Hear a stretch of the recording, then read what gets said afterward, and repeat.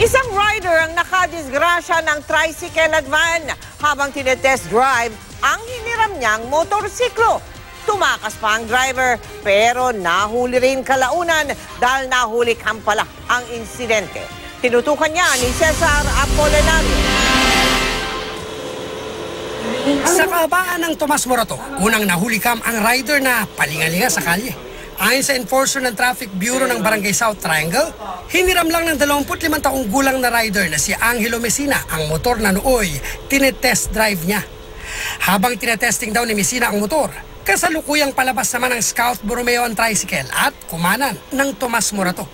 Ang van na kasalubong nila, nabulaga nang mag-overtake sa tricycle ang rider. Saka nagkasagian ang tatlong sasakyan. Halos bumaliktad ang tricycle dahil nawala ng kontrol at dumagan sa driver. Natanggal pa ang bubong nito. Lumingon pa sandali ang rider na si Messina sa dalawang sasakyang nakabanggaan niya pero agad ding tumakas.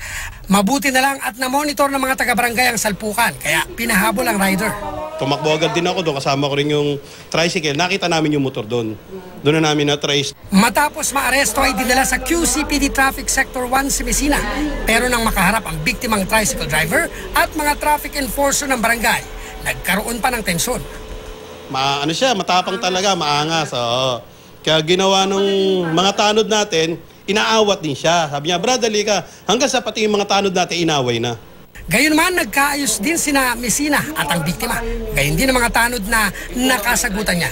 Bukod sa nangakong sasagutin ni Messina ang gasto sa ospital at sa nasirang tricycle, hindi na raw siya magiging pasaway sa kalye. Sa kasunduan, nagsabi na hindi na uulit. Siyempre, pag umulit, siyempre, talagang tutuluyan na siya ng mga tanod natin. Cesar Apolinario, Nakatutok, 24 Oras.